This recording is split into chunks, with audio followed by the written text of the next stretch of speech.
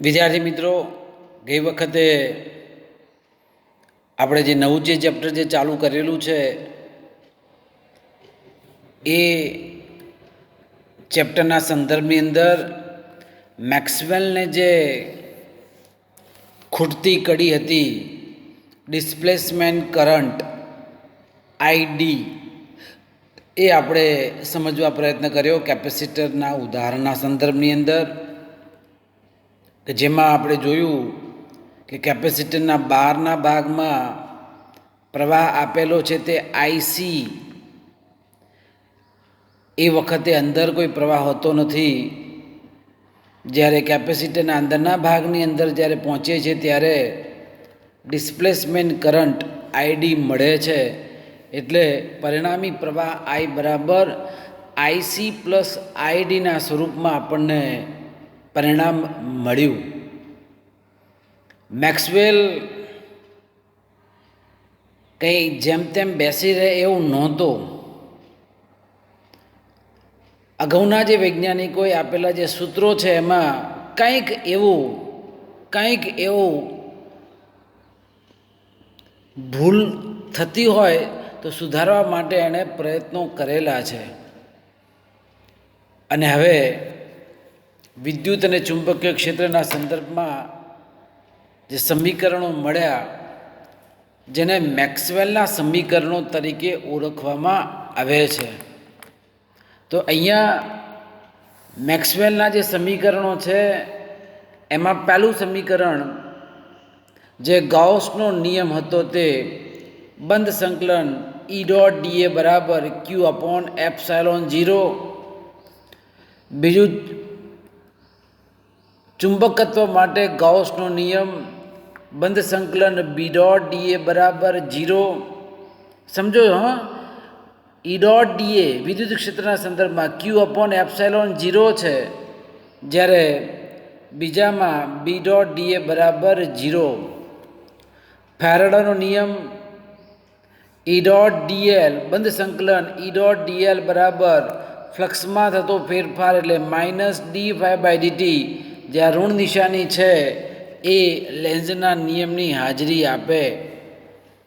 તો ગૌસનો નિયમ વિદ્યુત માટે, ગૌસનો નિયમ ચુંબક માટે, ફેરાડેનો નિયમ, અને હવે એમ્પિયર મેક્સવેલનો નિયમ, કે જેમાં બંધ સંકલન બી ડોટ ડીએલ બરાબર મ્યુ 0 આઈસી, એ તો છે હતું જે રહ્યું, plus mu 0 epsilon 0 d phi by DT.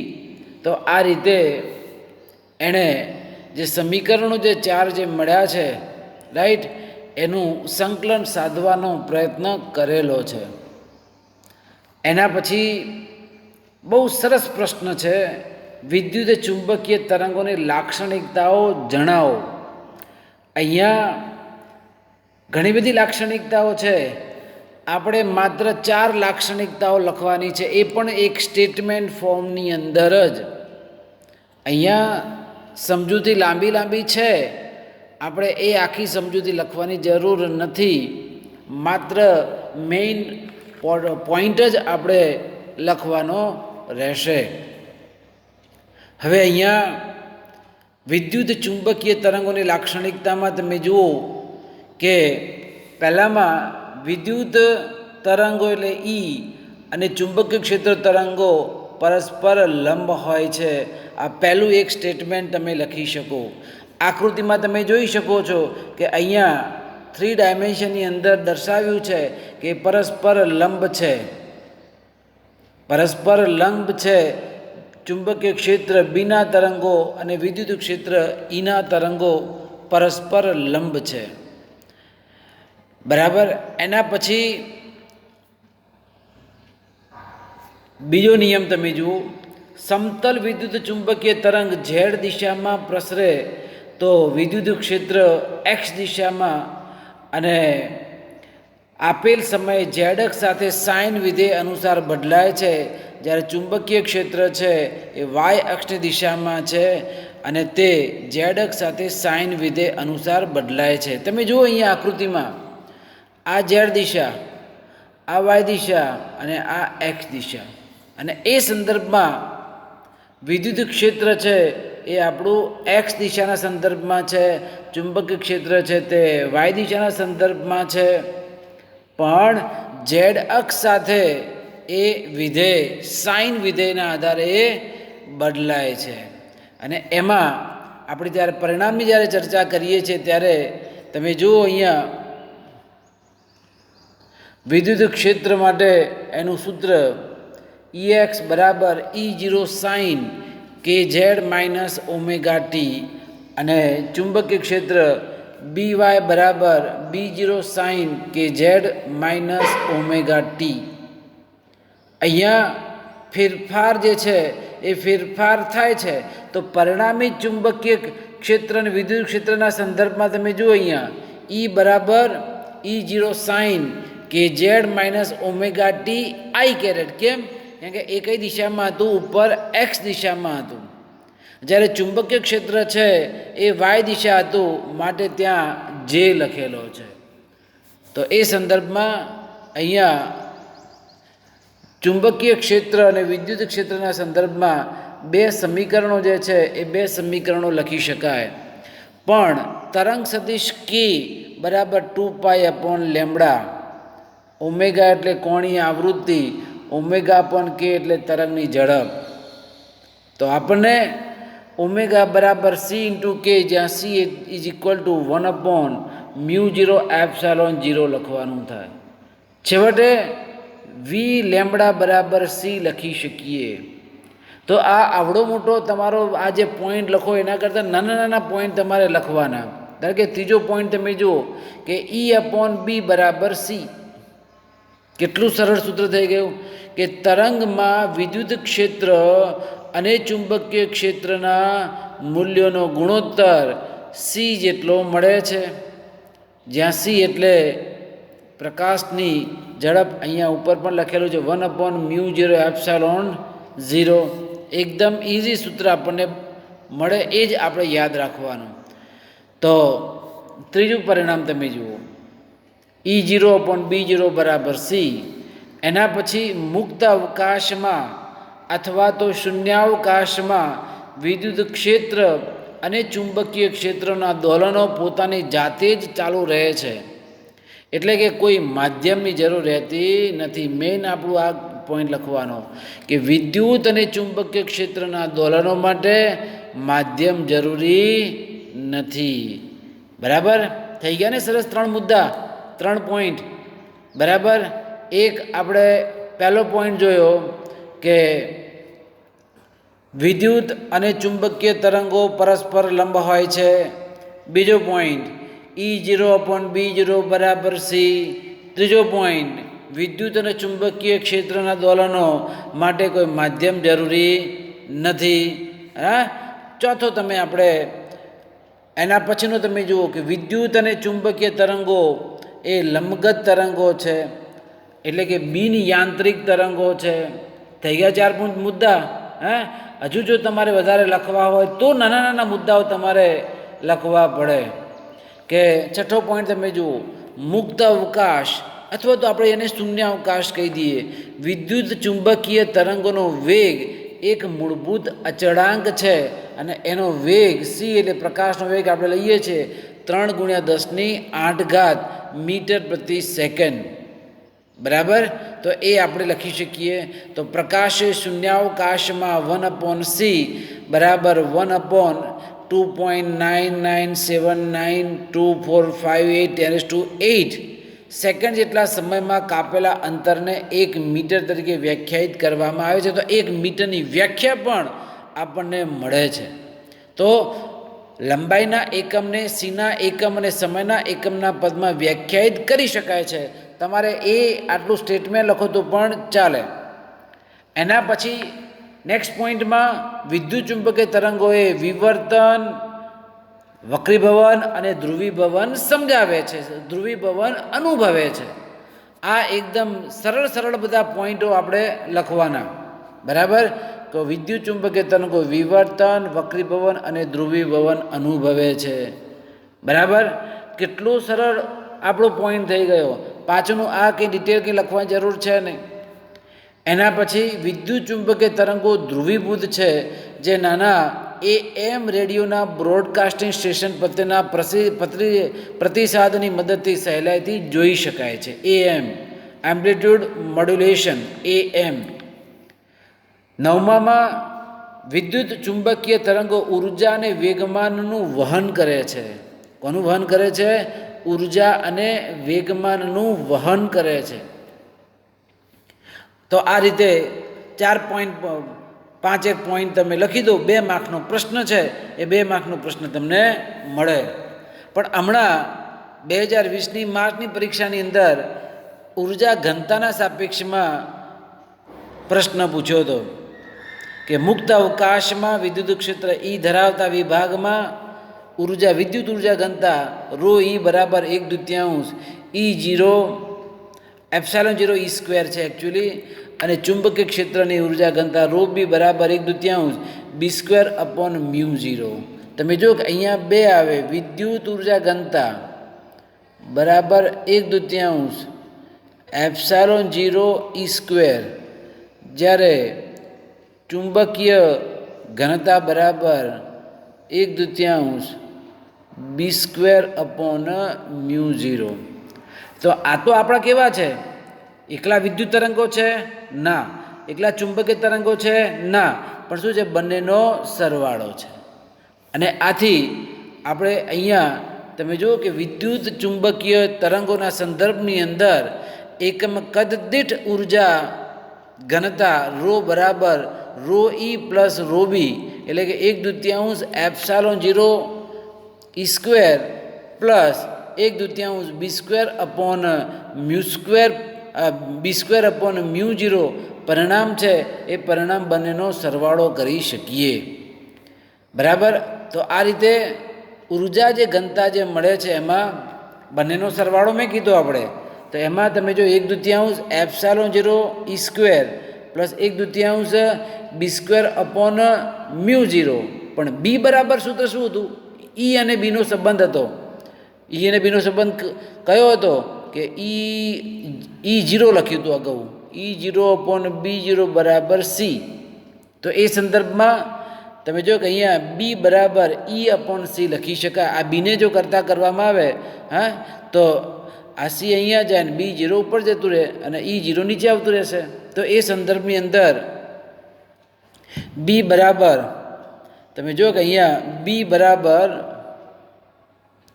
E/C પરિણામ મળ્યું. ક્યાંથી મળ્યું? આપણું આ રીતે લખવાનું E0/B0 બરાબર C પરથી. તો આ એક લાક્ષણિકતા થઈ ગઈ, જ્યાં C એટલે 1/μ0 ε0. તો આપણે એને આ જે પરિણામ 2 અલગ અલગ છે એનો સરવાળો કર્યો તો 1/2 ε0 E² પ્લસ 1/2 ε0 E². 2 વખત થઈ ગયું ને, તો અડધું આખું. તો એ સંદર્ભમાં તમે જુઓ કે ઉર્જા ઘનતા ρ બરાબર ε0 E² પરિણામ મળે. તો આ 2 માર્ક્સનું આટલું પૂછ્યું હતું કે વિદ્યુત ચુંબકીય તરંગો માટે ઉર્જા ઘનતાનું સૂત્ર તારવો. અને આ ઉર્જા ઘનતાના સૂત્ર માટે શરૂઆત ક્યાંથી કરવાની? કે વિદ્યુત ચુંબકીય તરંગો માટે વિદ્યુત ઉર્જા ઘનતા અને ચુંબકીય ઉર્જા ઘનતાનો સરવાળો કરવો પડે. ધેરફોર 1/2 ε0 E² પ્લસ 1/2 B²/μ0 માં B બરાબર E/C મૂકતા તથા C એટલે પ્રકાશનો વેગ એકચ્યુઅલી આવે છે 1/μ0 ε0 મૂકતા આખું આ સ્ટેપ આપણે સાદુરૂપ આપણે આપી દેવાનું. તો 1/2 ε0 E² પ્લસ 1/2 ε0 E² એટલે પરિણામી સૂત્ર ρ બરાબર ε0 E² પ્રાપ્ત થાય છે. 10મો પોઈન્ટ કે વિદ્યુત ચુંબકીય તરંગો કોઈ સપાટી પર દબાણ ઉત્પન્ન કરે છે જેને વિકિરણ દબાણ કહેવામાં આવે છે. આ પણ પોઈન્ટ તમે લખી શકો.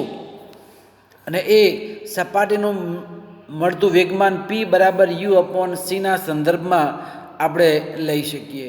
11મું તમે જુઓ, વિદ્યુત ચુંબકીય તરંગોનું ઉર્જાનું વહન કરે છે. આથી સંચાર સ્ટેશનથી રેડિયો અને ટીવી સુધી સંદેશાઓનું વહન કરે છે. 12મો પોઈન્ટ, સૂર્યથી પૃથ્વી સુધી પ્રકાશ ઉર્જાનું વહન કરે છે અને આથી પૃથ્વી પર જીવન શક્ય બને છે.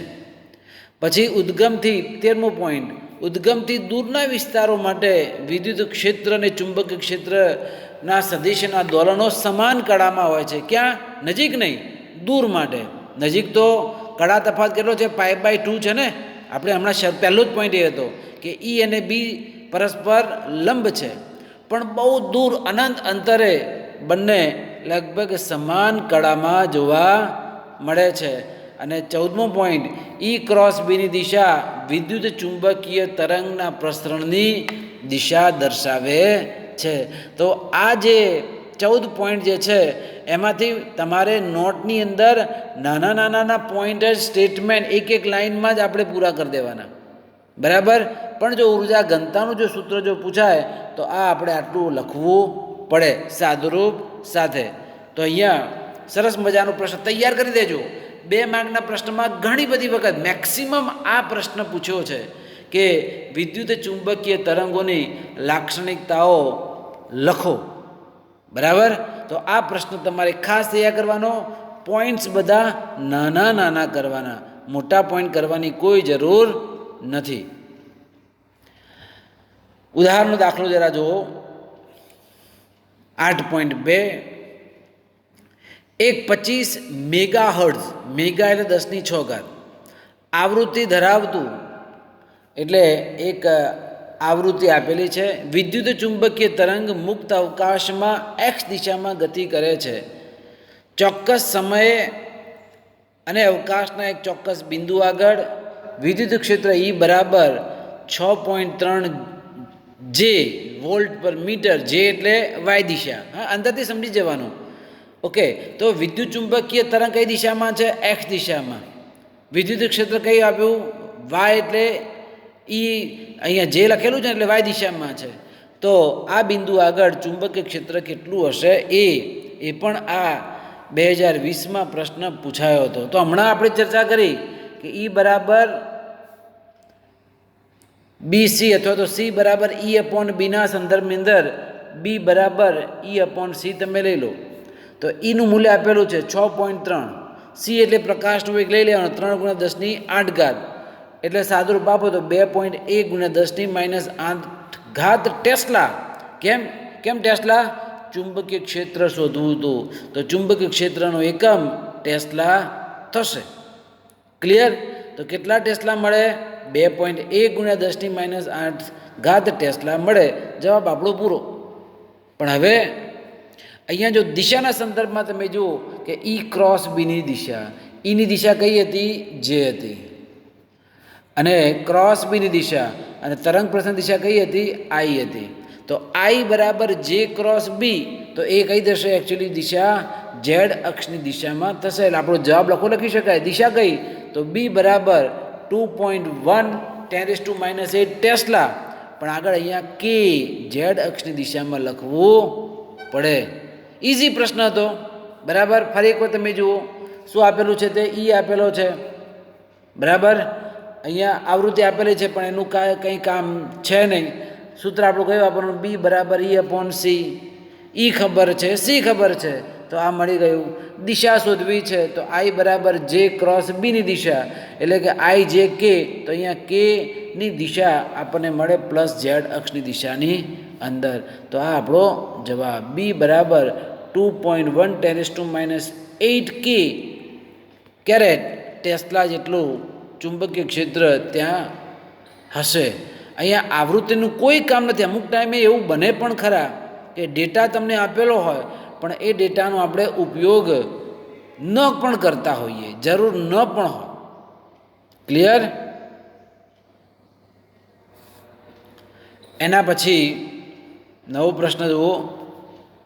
એક્સ અક્ષની દિશામાં પ્રસરતા એક સમતલ વિદ્યુત ચુંબકીય તરંગમાં ચુંબકીય ક્ષેત્ર BY બરાબર 2 × 10⁻7 sine 0.5 × 10⁻³ x plus 1.5 × 10⁻11 small t bracket over T for tesla પાછળ જે કેપિટલ ટી છે એ ટેસ્લા માટે છે, સૂત્ર વડે આપવામાં આવે છે.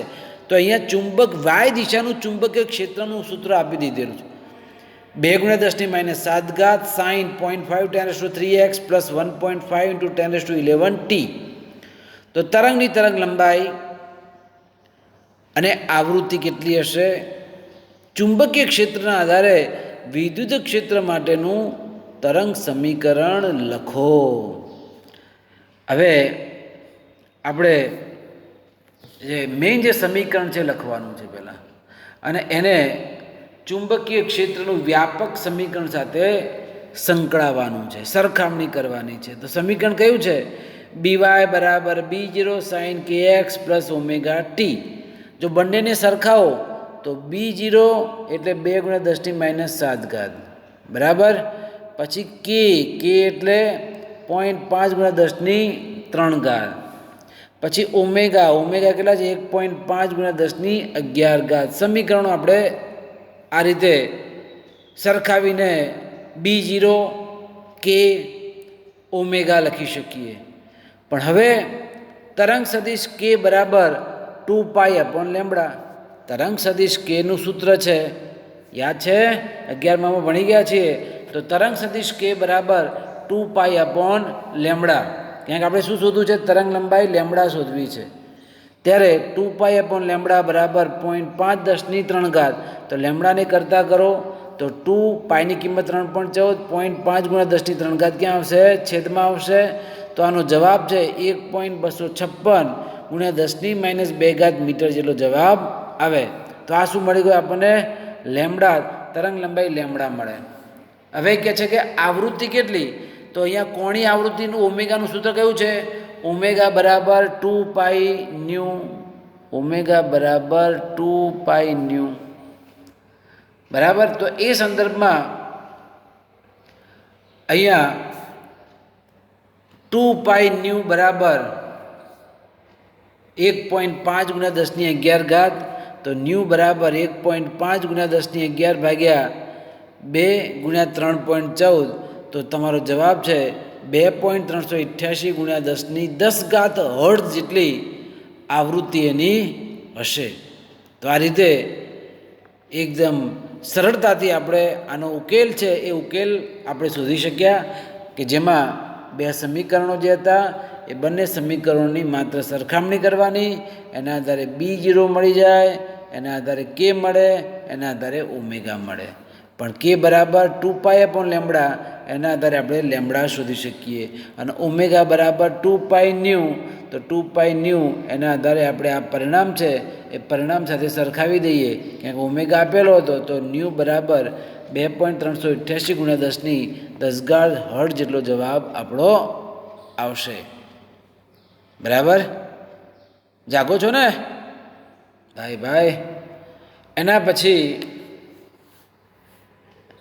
નવો પ્રશ્ન, 18 વોટ/સેન્ટીમીટર² જેટલું ઉર્જાનો ફ્લક્સ ધરાવતો પ્રકાશ એક અપરાવર્તનીય સપાટી પર લંબરૂપે આપાત થાય છે. જો આ સપાટીનું ક્ષેત્રફળ 20 સેન્ટીમીટર² હોય તો 30 મિનિટ જેટલા સમયગાળા માટે સપાટી પર લાગતું સરેરાશ બળ શોધો. અહીંયા કેટલી ઉર્જા ધરાવે છે તે ઉર્જાનું ફ્લક્સ 18 વોટ/સેન્ટીમીટર² આપી દીધેલું છે. એનું ક્ષેત્રફળ આપેલું છે 20 સેન્ટીમીટર². તમે જો બધું સેન્ટીમીટરમાં જ છે. 30 મિનિટ જેટલા સમયગાળામાં સરેરાશ બળ શોધવાનું છે.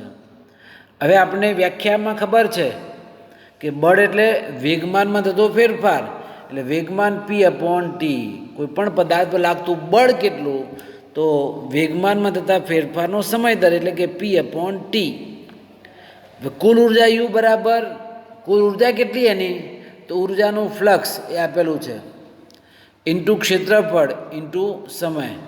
તો 18 ક્ષેત્રફળ કેટલું આપેલું છે? જો 20 આપેલું છે ક્ષેત્રફળ, અને સમય T 30 મિનિટ. તો 30 × 60 કરીએ તો કેટલા થશે? 1800 સેકન્ડ.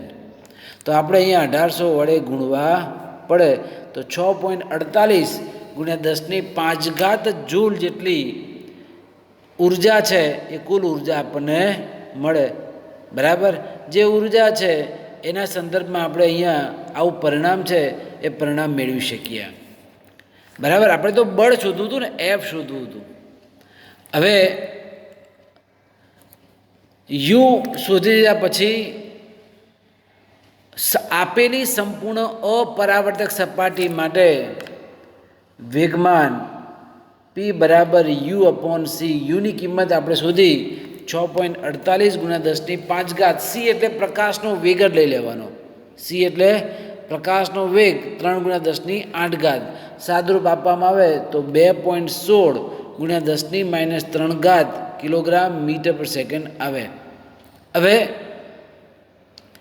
બળ એફ બરાબર ઉર્જા you upon C into T. C એટલે વેગ અને ટી એટલે સમય, બરાબર. તો વેગ ગુણ્યા સમય એટલે અંતર મળે કે ના મળે? વેગ ગુણ્યા સમય એટલે અંતર. તો એ સંદર્ભમાં ઉર્જા ફ્લક્સ એટલે કે આઈ તીવ્રતાના સંદર્ભમાં યુ અપોન એટી. એ એટલે ક્ષેત્રફળ, ટી એટલે સમયગાળો, અને ત્યારે યુ બરાબર આઈ એ ટી પરિણામ આપણને પ્રાપ્ત થશે. તો ઉર્જા યુ બરાબર આઈ એ ટી. હવે આ ઉર્જાનું જે સૂત્ર છે આમાં મૂકો તો લાગતું બળ એફ બરાબર i a t upon c t. T t cancel, તો આઈ એ અપોન સી મળી જાય. તો એફ બરાબર લાગતું બળ, આઈ તીવ્રતા સુધી છે, એક ક્ષેત્રફળ ખબર છે, છેદમાં સી. તો આઈ કેટલા છે? 18 ગુણ્યા 10⁻⁴. પછી ક્ષેત્રફળ કેટલું છે? 20 ગુણ્યા 10⁻⁴. સી એટલે પ્રકાશનો વેગ યાદ જ રાખવાનો, સીની કિંમત 3 ગુણ્યા 10⁸ છે જ, ફિક્સ છે. તો એફ બરાબર 1.2 ગુણ્યા 10⁻⁶ ન્યૂટન જેટલો જવાબ છે એ જવાબ આપણો આવે, બરાબર. તો કેટલું બળ લાગે પ્રશ્ન તમે જુઓ કે 18 વોટ પર સેન્ટીમીટર સ્ક્વેર ઉર્જાનું ફ્લક્સ ધરાવતો એક પ્રકાશ કોઈ સપાટી પર લંબરૂપે આપાત થાય છે. સપાટીનું ક્ષેત્રફળ 20 સેન્ટીમીટર સ્ક્વેર છે, તો 30 મિનિટ જેટલા સમયમાં, તો 30 મિનિટનું આપણે સેકન્ડમાં કન્વર્ટ કરવાનું. એટલે તમે જોઈ શકો છો અહીંયા 1800 તમા લખેલા છે. તો ઉર્જા યુ મળી ગઈ 6.48 ગુણ્યા 10⁵. એનો ઉપયોગ કરીને તમે જો કે વેગમાન પી બરાબર યુ અપોન સી 2.16 ગુણ્યા 10⁻³ મેળવી. બીજું સૂત્ર એ પણ છે એફ બરાબર યુ અપોન સીટી, અને એના આધારે આઈ બરાબર યુ અપોન એટી લખતા યુ બરાબર આઈ એટી. આ પરિણામો બધા આ બીજા સમીકરણમાં મૂકી દો યુની જગ્યાએ. I a t upon c t, t t cancel, તો બાકી જે જવાબ વધ્યો એ આપણો એફ. તો એફ બરાબર 1.2 ગુણ્યા 10⁻⁶ ન્યૂટન જેટલો જવાબ મળે. આ દાખલાની અંદર આપણે ફેરફાર કરવાનો છે, બળ જે શોધવાનું હતું એ બળ આપણે અહીંયા શોધી દીધું. એના પછી 5મો પ્રશ્ન. આ બધા નાના નાના પ્રશ્નો 2 માર્કના પ્રશ્ન પૂછાઈ શકાય, MCQમાં પણ તૈયાર કરી દેવાના, કેમ કે એમાં નહીં તો એમાં તો પૂછાય જ. 100 વોટના બલ્બમાંથી, કેટલો છે બલ્બ?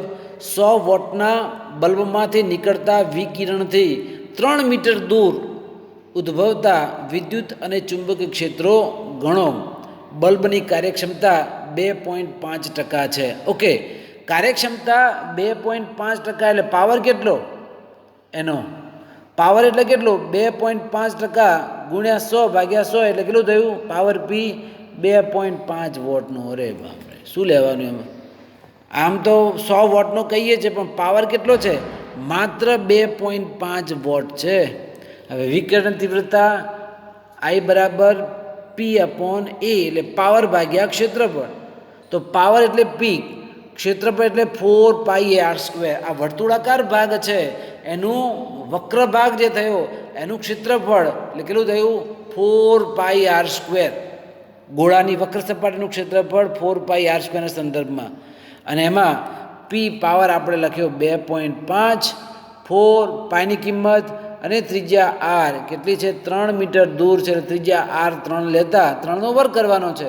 0.02212 વોટ પર મીટર સ્ક્વેર જેટલો જવાબ આપણો આવશે. તો વિદ્યાર્થી મિત્રો અહીંયા વિકિરણની તીવ્રતા આપણે અહીંયા શોધી દીધી. બરાબર, ખ્યાલ આવે છે? તો આ રીતે દાખલાઓની પ્રેક્ટિસ કરવાની અને પેલા એક બે પ્રશ્નો મેં કીધા એ આપણે ધ્યાનમાં રાખવાનો. બાકીનું લેક્ચર આપણે નેક્સ્ટ ટાઈમે લઈશું. ખૂબ ખૂબ આભાર વિદ્યાર્થીઓ.